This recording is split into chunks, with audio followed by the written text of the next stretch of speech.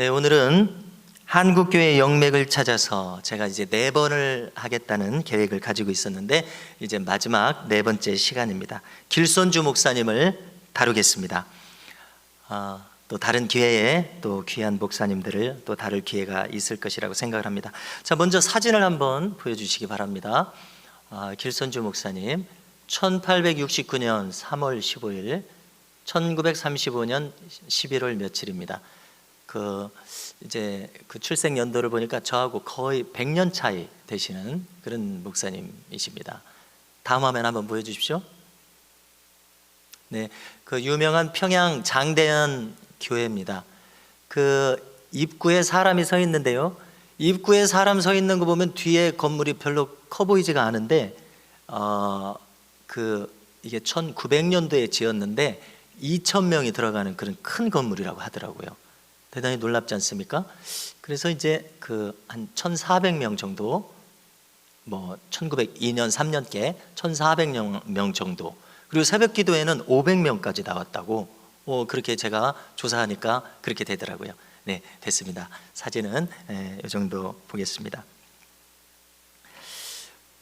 그 4분의 목사님을 지금 다뤘는데요. 제가 조금 전에 가만히 앉아서 떠올려 보니까 이용도 목사님은 1930년에서 33년 정도 이렇게 활약을 하셔서 연령적으로는 제일 나중 분인데, 이 3년 4년 동안 완전히 자기를 불태우시고 가셔서, 제가 받는 느낌은 이분의 일기와 설교에도 다 나타나 있고 다른 사람들의 증언에도 나타나 있지만, 예수님이 이렇게 말씀하실 것 같아요. 너와 나는 하나이니라. 제가 그런 느낌을 받았어요. 이용도 목사님은 완전히 예수님에게 흡수된 분이다, 이런 느낌을 받았고요.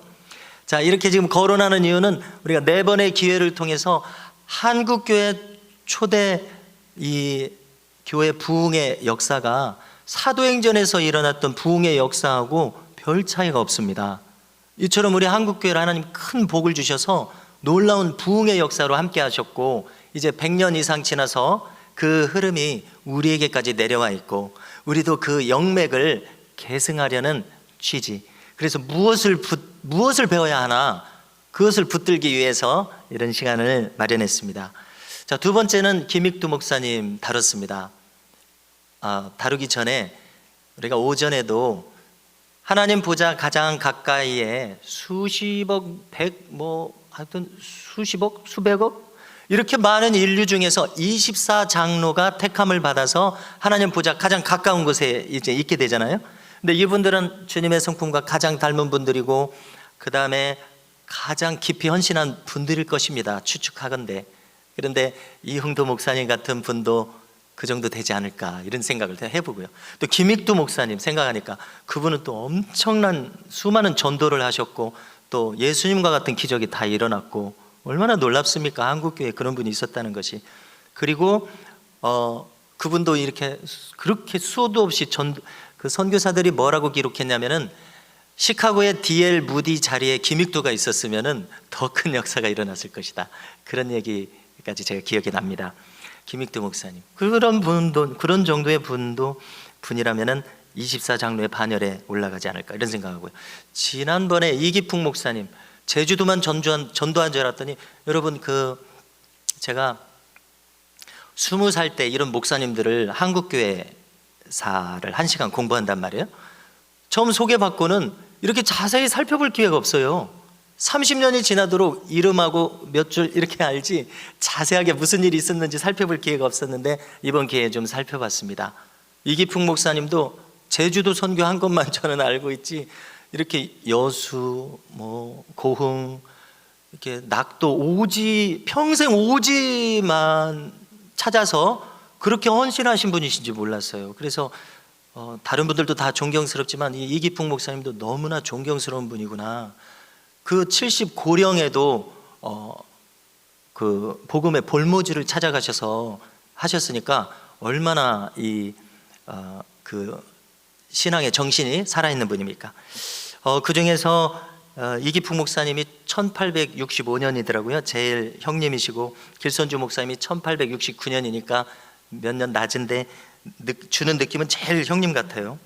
아마 그 위상이 또 그 사회적인 영향력이 좀 이분은 그 범위가 크기 때문에 그런 것 같습니다. 1919년 3.1운동 할 때 이분은 민족 대표 33인까지 들어간 그런 분이었고, 또 고종이 그 고종 황제가 그 황실의 고문으로 위촉했을 정도로 그렇게 사회적인 지위가 있었는가 보더라고요.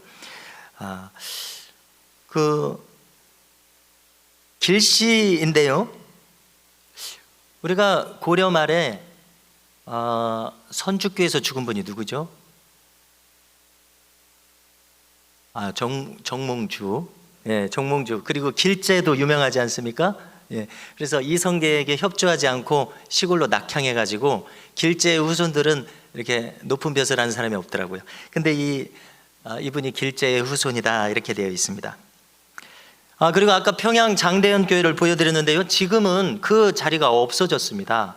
그리고 그것을 만수대라고도 하는데, 우리가 그 북한 뉴스 또 들은 지 오래돼 가지고 다 잊어버리기 마련인데, 이 만수대가 그 김일성이 살아 있었을 때 집무실이 있었던 데입니다.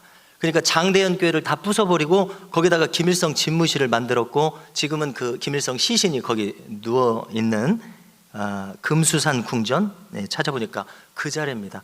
그래서 이제 김일성 우상화가 엄청나지 않습니까? 그러니까 평양을 동방의 예루살렘이라고 할 정도로 새벽 기도로 500명이나, 그 시절에 500명이나 나올 정도니 얼마나 큰 부흥이 있었습니까? 그리고 2,000명이나 되는 그런 큰 교회를 지었으니 1900년도예요.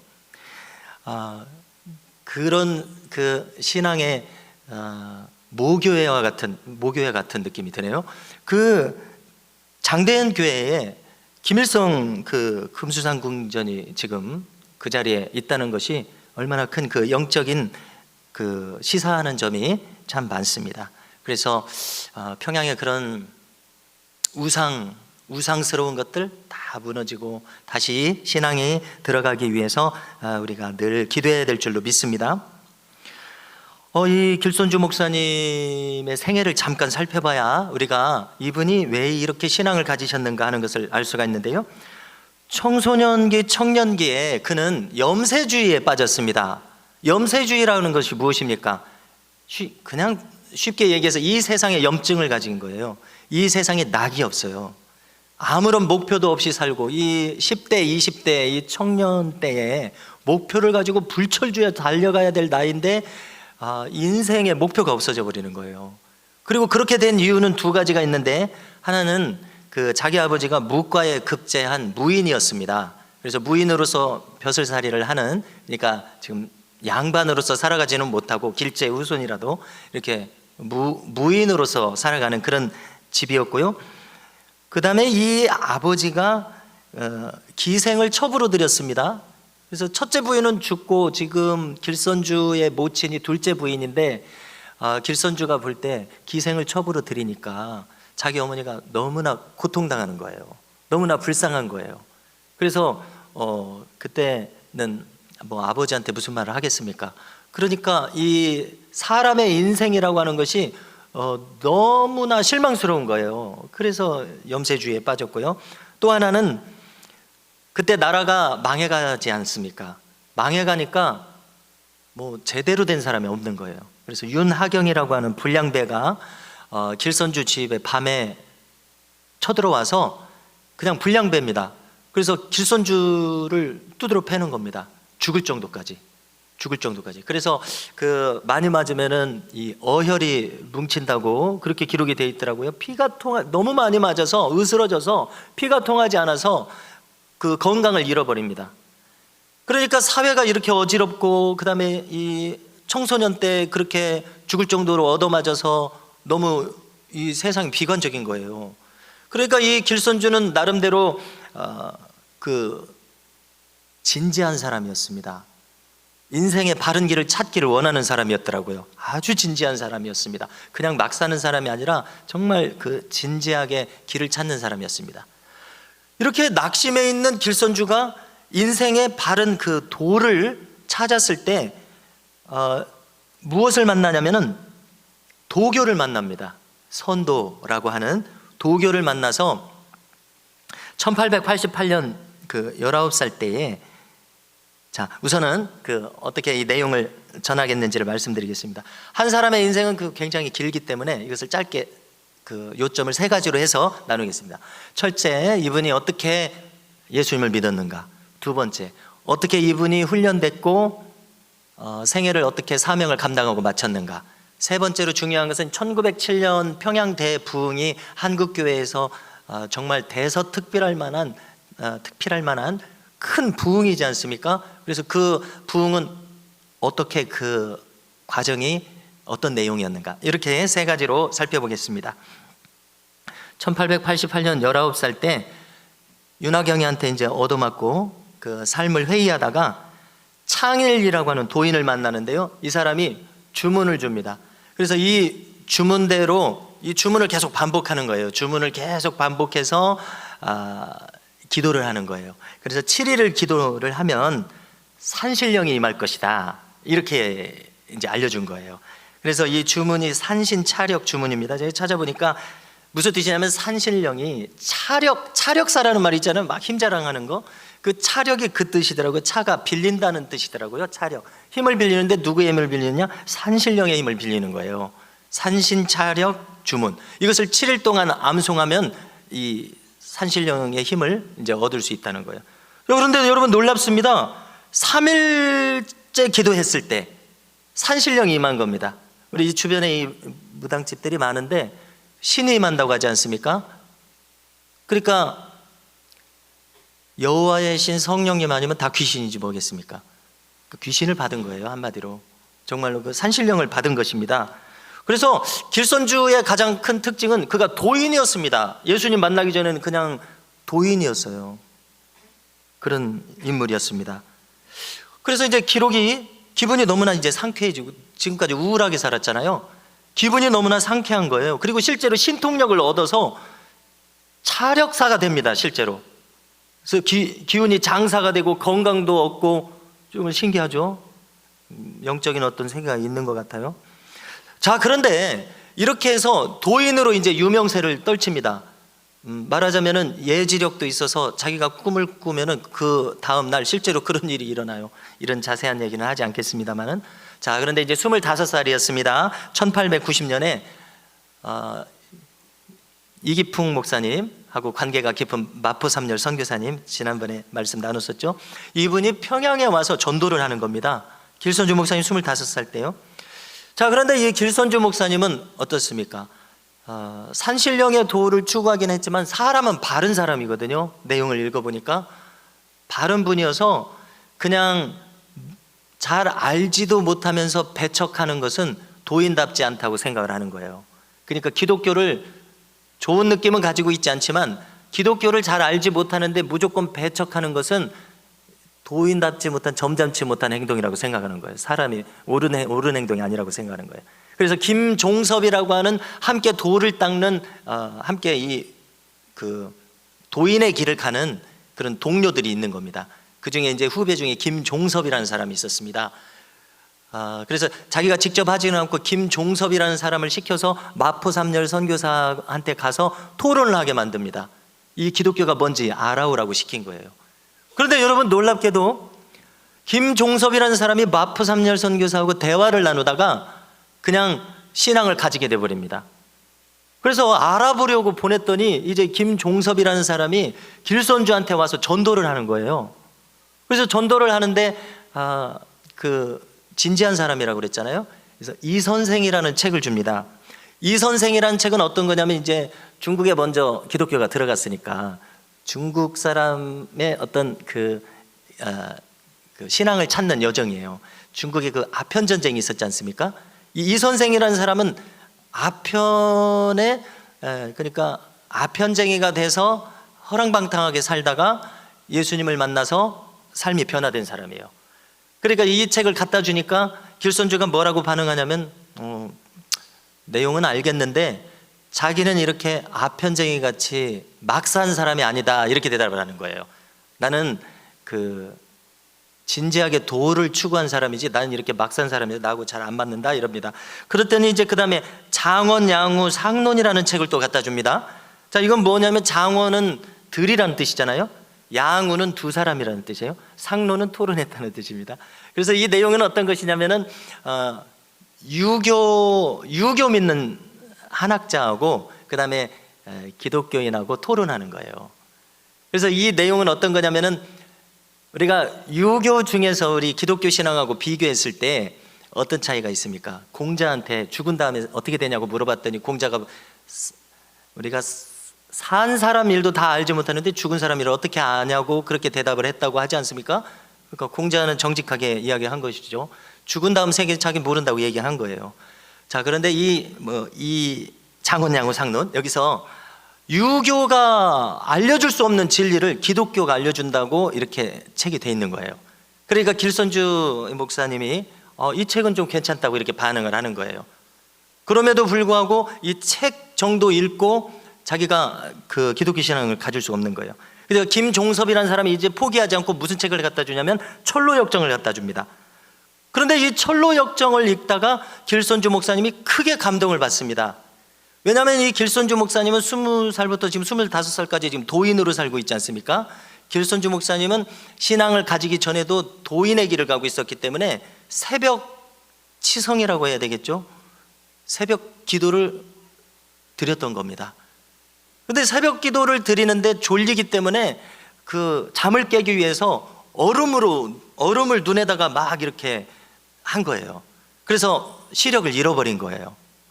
그러니까 시력도 잃고 그다음에 이렇게 살아오는 과정에서 장원양후 상론 읽으니까 마음이 좀 흔들렸다가 철로역정을 읽으니까 거기 기독도가 인생을 방황하다가 살 길이 성경을 읽고서 이 천국길을 가는 이 신앙의 길을 가는 것 외에는 살 길이 없다는 그런 줄거리지 않습니까? 이 기독도가 하는 말이 자기가 겪는 것처럼 이제 알게 되는 거예요. 그래서 철로역정을 읽다가 눈물을 흘리게 되고 마음이 움직이게 된 거예요. 그래서 이제 그 다음 날 김종섭이 와가지고 독후감이 어떻게 되냐고 이제 물어봅니다. 그러니까 그 길선주가 이 철로역정을 읽고는 내가 많은 감명을 받았다고 이렇게 얘기를 합니다. 그럼에도 불구하고 아직 신앙으로 돌아오지는 않았습니다. 그런데 이 길선주의 마음이 어떤 마음이 생기냐면은 왠지 이 도인의 길을 가는 것은 썩은 동아줄을 잡고 있는 것 같은 느낌이 들고 철로역정을 읽으면서 자기 마음이 지금 그리고 그 전에 성경책을 중국 한문 성경책을 읽었더라고요. 그리고 이 철로역정을 통해서 자기 마음이 변화됐는데 지금 선뜻 지금 기독교인이 되기는 어려운 이런 중간에 낀 상태가 돼버린 것입니다. 그런데 이것이 하루 이틀 가니까 길선주의 마음이 너무나 괴로워지는 거예요.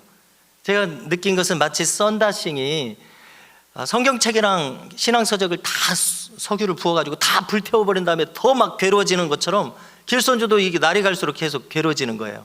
그러나 길선주나 김종섭이나 다 진지한 분들이기 때문에 김종섭 씨가 길선주한테 이제 권면하는 거예요. 형님, 그러면은 하나님을 아버지라고 부르면서 한번 기도해 보셔라. 정말 예수님이 참 도인지 알려달라고 한번 기도해 보셔라. 그러니까 뭐라고 대답하냐면 이제 한문으로는 상제니까 어떻게 이렇게 가장 높은 상제님을 어떻게 아버지라 부를 수 있느냐 이렇게 반응을 합니다. 여러분 참 신기하죠? 가장 높은 상제님 하나님을 가리키는 거 아니겠습니까? 상제님을 어떻게 아버지라 부르냐는 거예요. 감히. 길선주 반응이 이래요. 그러니까 김종섭이 이렇게 이야기를 합니다. 그러면은 그냥 상제님이라고 기도를 하세요. 상제님이라고 기도를 하시고 정말 예수님이 참 길인지 알려달라고 기도를 하세요. 진지하게. 그러니까 길선주가 그렇게 하겠다고 합니다. 정말로 길선주가 그래서 며칠 동안 계속 그렇게 기도를 하는데 한 3일쯤 지나서 새벽 1시쯤에 기도를 할 때 진지하게 기도를 하는 겁니다. 상제님, 정말 예수님이 참 길이면 저에게 알게 해달라고 간절하게 이제 기도하는 거예요. 정말 길을 찾고 싶으니까. 여러분 그때였습니다. 그 둘째 아들 길진경 목사님이 길선주 목사님 전기문을 적었는데 거기를 보니까 이렇게 기록을 해줍니다. 길선주야 하고 3번 부릅니다. 그리고 어디서 이렇게 피리 소리가 나면서 3번 부르고 그 다음에 아주 큰 소리가 나면서 우리가 계시록에서 많은 물소리 같은 주님의 목소리가 그렇다고 하지 않습니까? 큰 소리가 나면서 그 이렇게 길선주를 부릅니다. 그 다음에 뭐라고 하냐면은 그렇게 부르니까 길선주가 어떻게 이제 얘기를 하냐면 아버지라고 부릅니다. 그의 마음에 감동이 왔기 때문에 그러겠죠. 그래서 자기도 모르게 하나님을 아버지라고 부르는 순간 회개의 영이 임하는 겁니다. 그래서 지나간 모든 자기의 삶을 용서해 달라고 하고 회개의 눈물을 흘리고 또 기쁨의 눈물을 흘리게 되는데요. 그에게 있어서 회개의 순간은 하나님을 아버지라고 부르게 되었을 때 그때 회개를 하고 마음의 평안을 얻게 됩니다. 그래서 이제 다음 날 김종섭이 찾아옵니다. 이제 어떻느냐고, 기도해 보니까 어떻느냐고 하니까 길선주 목사님이 내가 어젯밤에 기도하다가 이런 일이 있었고 내가 이제 예수님을 믿기로 했다고, 이렇게 해서 신앙을 가지게 된 겁니다. 그 간밤에요. 이야기가 지금 길어지고 있는데요. 그러면은 이제 주일 오전 성경 공부가 있으니까, 그때 예배라고 안 했나 봐요. 오전 성경 공부가 있으니까 교회를 같이 가자고 해서 교회를 같이 갔습니다. 그런데 김종섭이란 분은 이미 조금 더 예수님을 일찍 믿었다고 그 선교사님들이 예배 인도자로 세운 거예요. 영수라고 하는 예배 인도자로 세운 거예요. 예배 인도자로 서서 이분이 길선주 목사님에게 기도를 시키는 겁니다. 사람들이 다 놀라기로 이제 오늘 처음 온 사람한테 왜 기도를 시키나 했는데, 기도를 시키니까 정말 은혜를 받은 분이기 때문에 기도를 유창하게 했다고 기록이 돼 있습니다. 자, 이때부터 길선주 목사님은 성경 읽기와 기도하기에 집중합니다. 그래서 놀랍게도 이 길선주 목사님 이야기를 보면은 믿은 지 한 2년 정도밖에 안 됐는데 선교사님들이 장대현 교회에서 설교를 시킵니다. 선교사님들은 영어밖에 못하니까 서투니까 한국말로 설교할 사람이 필요한데 길선주 목사님한테 설교를 시키는 거예요. 그래서 길선주 목사님이 설교를 시키고 또 뭐 한 2년 3년 만에 조사가 돼서, 조사는 이제 전임 사역자인 거예요. 아직 목사님이라고 부를 수는 없으니까 전임 사역자인 거예요. 전임 사역자가 돼요. 목사님이나 마찬가지죠. 그리고 바로 이제 신학교 가서 한 5년 지나면 1907년에 1호 졸업생이 되는 겁니다. 근데 놀랍게도 잠시 후에 나는 그 평양 대부흥은 1907년 10월 11월에 목사 안수를 받는데 1907년 1월 달에 2주간 부흥회를 하면서 평양 대부흥이 일어납니다. 그러니까 아직 목사 안수 받기도 전에 그 설교의 능력이라든가 이런 기도의 그 부흥의 능력을 이끌 그런 정도가 되는 겁니다. 그래서 너무 참 놀랍게 생각이 됩니다. 짧은 시간에 아주 속성으로 깊이 신앙으로 들어가는 그런 모습을 보입니다. 그리고 놀라운 것은요, 아버지에게 찾아가서 전도를 합니다. 아버지하고 좀 떨어져 있었던가 봐요. 돌을 닦느라고. 근데 아버지를 찾아가서 전도를 하는데 아버지가 갑자기 나타나서 뭐 하는 짓이냐고 핀잔을 줍니다. 핀잔을 주는데 그 다음날 아침에도 새벽에도 전도를 하러 갑니다. 아버지 방에.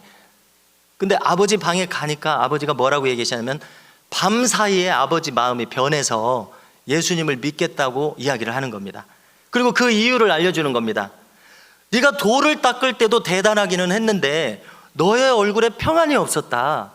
그런데 어제 저녁에 네가 나한테 예수님을 전도하는데 네 평생 처음에 네 얼굴에서 전혀 그늘이 없는 평안이 느껴지더라. 그래서 네가 예수님 믿는 게 진짜인 것을 알고 나도 예수님을 믿기로 결심을 했다. 이렇게 얘기를 하는 것입니다. 할렐루야. 그리고 어머니한테도 전도를 하는 거예요. 근데 어머니는 아까 말씀드렸다시피 아버지가 기생을 첩으로 들이니까 매일 고생했다고 그랬잖아요. 그래서 길선주만 믿고 사는 어머니인 거예요. 길선주만 소망인 거예요. 그러니까 아들이 예수님 믿으라고 하니까 무조건 이제 믿겠다고 하는 거예요. 엄마도. 그 다음에 부인은 5살이 많으세요. 부인은 5살이 많은데 남편을 너무 사랑하니까 이제 예수님을 믿겠다고 하는 거예요. 그래서 온 가족이 하루아침에 예수님을 믿는 가정이 된 거예요. 그래서 선교사가 이것이 너무나 한국을 전도했을 때 놀라운 일이라서 이것을 선교 편지에 적어서 미국에 보내서 미국 주일학교 공과에 이야기가 실렸다고 그렇게까지 이야기를 합니다. 자, 이제 두 번째로 사역자로서 어떻게 준비하셨나 이것을 간단히 나누겠습니다. 김창선이라는 사람이 있었습니다. 이 사람은 이제 나라가 너무 어지러우니까 강원도로 피난을 간 거예요. 막 평양에서 전쟁이 일어나고 이러니까. 그리고 세상이 어지러우니까. 그런데 이 길선주 형님이, 길선주가 다 이 돌을 전도한 사람이더라고요. 그래서 자기 이 제자 같은 동생들이 도처에 많은 거예요. 근데 이 김창선이라는 사람이 이 길선주 형님이 예수교를 믿었다는 이 청천벽력 같은 소식을 듣고 이 길선주 형님을 다시 도인으로 돌이키게 하기 위해서 찾아온 거예요. 찾아와서 이제 따지고 토론을 하는 거예요. 아니, 형님이 저에게 이 돌을 알려줬는데, 그래서 돌을 닦게 해줘서 저를 살게 해주셨는데 형님이 예수를 믿는다니까 이게 도대체 어떻게 된 일입니까? 하고 토론을 하기 시작하는 거예요. 밤새껏 토론을 하는데 길선주 목사님이 아까 그 철로역전 같은 그런 전도지를 잔뜩 주는 거예요. 근데 이 김창선이라는 분도 아주 진지한 분이었던 거예요. 그래서 밤새껏 그 전도지를 읽는 거예요. 그런데 하루 만에 예수님을 믿겠다고 이야기를 하는 거예요. 그렇게 극구 만류하러 왔던 분이. 그래서 이제 그 다음 기록을 보니까 이 김창선이라는 분도 대단히 훌륭한 목사님이 돼서 평안북도 이북 만주까지 수십 개의 교회를 세우는 그런 훌륭한 목사님이 되셨더라고요. 길순주 목사님은 그 특징이 뭐냐면 새벽에 기도하는 거고, 그 다음에 계속 성경을 읽는 거예요. 그 다음에 이제 마포삼열 선교사님하고 협력을 해서 장대현 교회에서 전도를 하는 거예요. 평양 시내를. 그러니까 길선조 목사님은 예수님을 믿자마자 기도에 집중하죠. 말씀에 집중하죠. 그 다음에 바로 전도를 하는 사람이 되는 거예요. 그러니까 한 2년 만에 영수가 되고 또 2년 만에 조사가 되고, 그 다음에 목산수 받기 전에도 대부흥을 일으키고, 그러니까 불과 한 5년 사이에 1900년에 엄청난 부흥이 일어나니까 아까 그 2000명 들어가는 장대현 교회를 건축한 것입니다. 길선조 목사님 이제 중요한 부분은 그 새벽에 기도를 한 것인데요.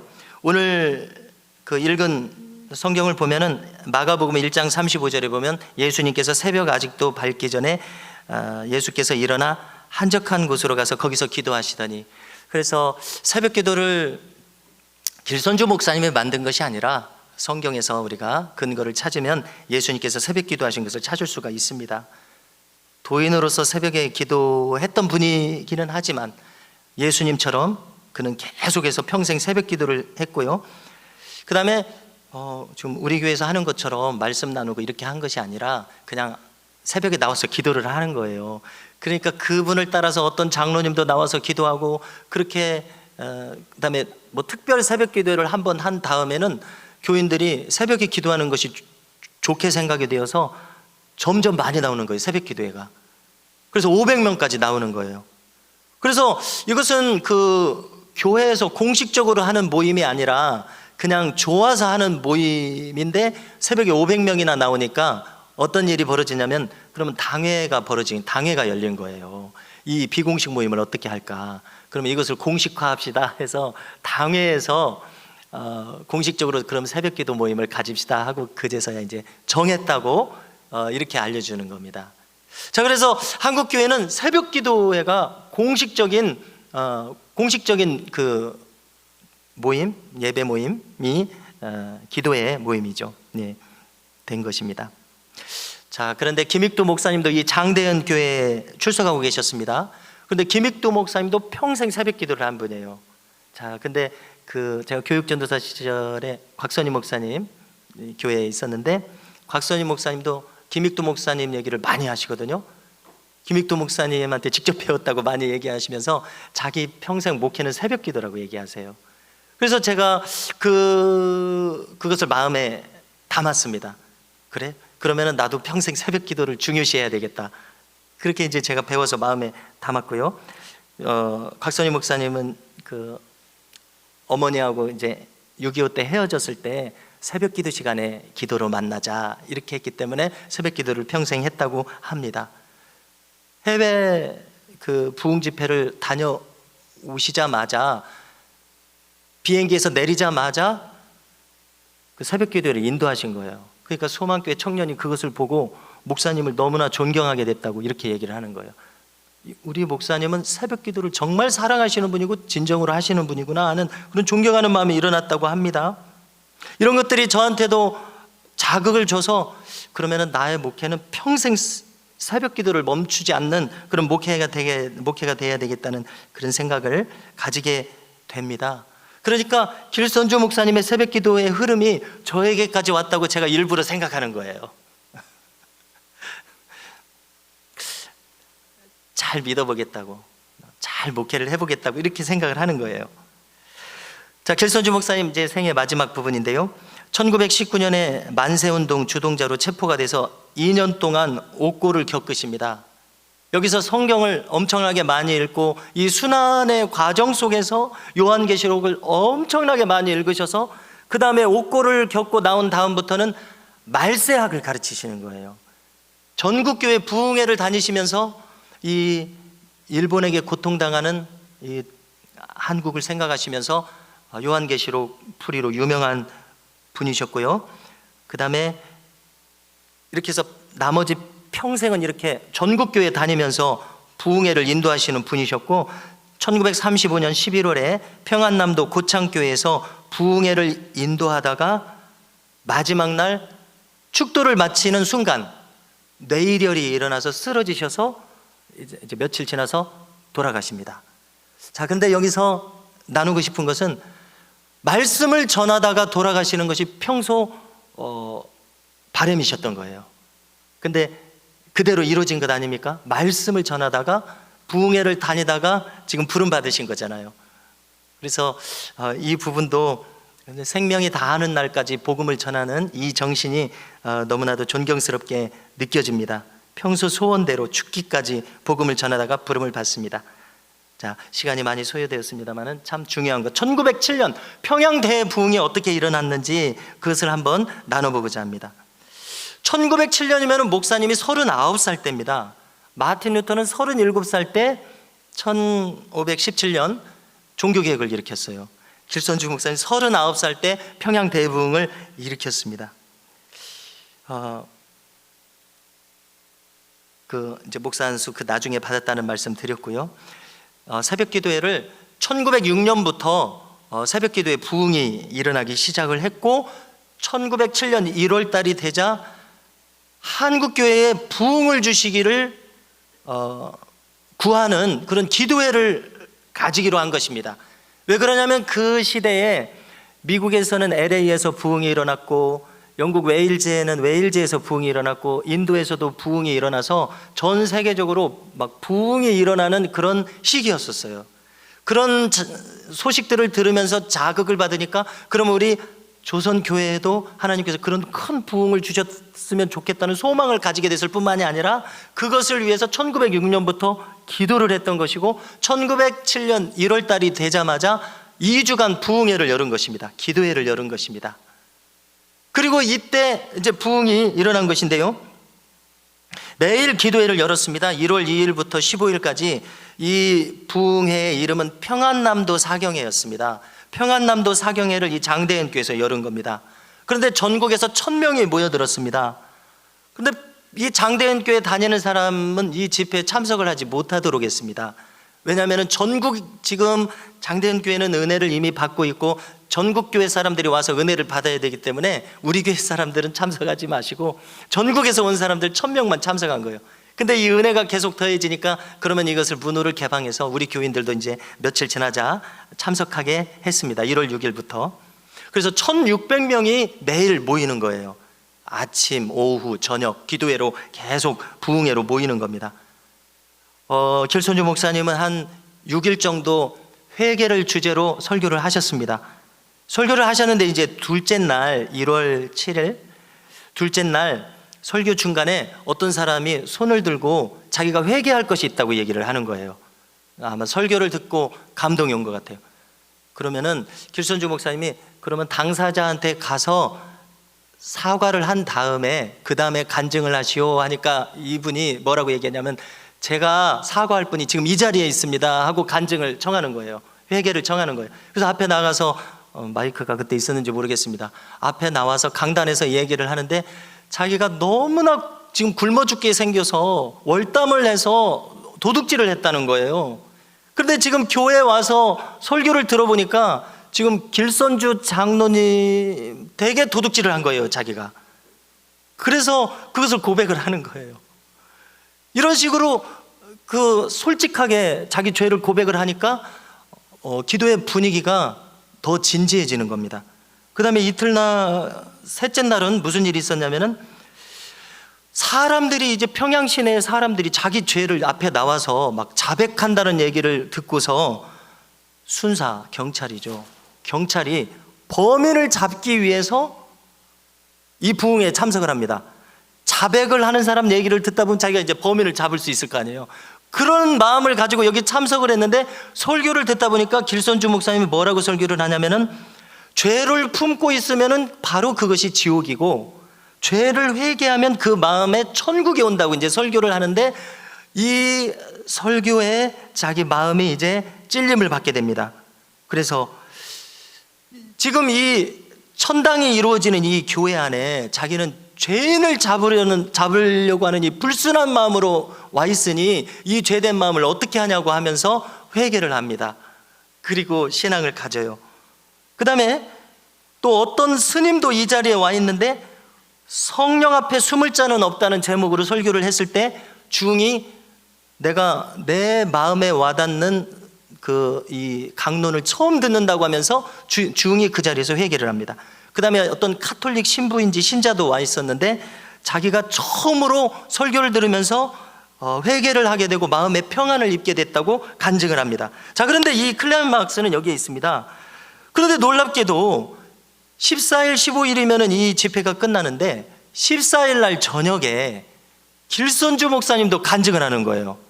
길선주 목사님 뭐라고, 그러니까 자기 죄를 자백하는 거예요. 뭐라고 자백을 하냐면 자기 친구가 1년 전에 죽었는데 이 친구가 유산을 정리해 달라는 부탁을 한 거예요.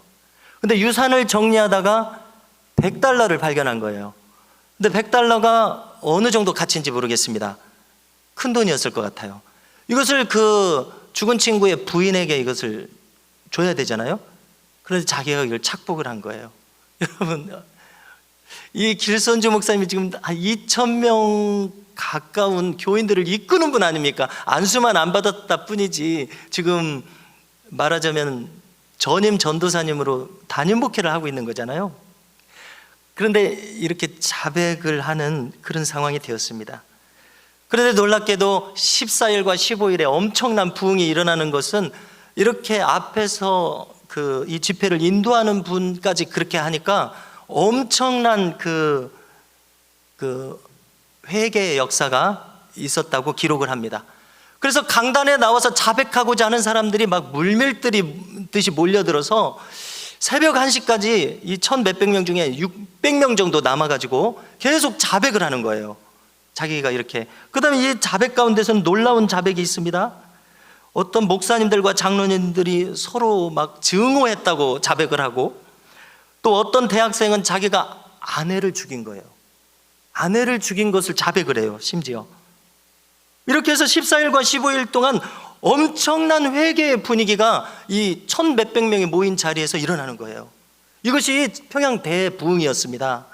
그런데 지금 전국에서 왔잖아요. 그러니까 이 부흥운동, 회개운동이 전국으로 흩어지게 된 거예요. 그래서 한국교회에 전국적으로 회개운동이 일어난 것이 평양 대부흥운동이었습니다. 자, 지금 시간이 많이 갔는데 이제 마무리를 하겠습니다. 오늘 내용을 결론을 맺겠습니다. 자, 우리 한국교회는 이처럼 정말로 하나님께 회심한 사람들이 지도자로 세워진 교회였고 정말로 회개운동 위에 세워진 교회였습니다. 그리고 2주일 동안 말씀 사경회를 통해서 부흥한 교회였습니다. 그냥 아무렇게나 감정에 치우친 교회가 아니었고 부흥이 아니었고 하나님 말씀에 의해서 사람들 마음이 깨어져서 사람들 마음이 돌이켜진 그런 부흥 사경회였습니다. 성도 여러분, 우리에게도 이런 말씀의 부흥에 심령에 돌이키는 회개의 부흥이 우리에게도 있기를 간절히 소망합니다.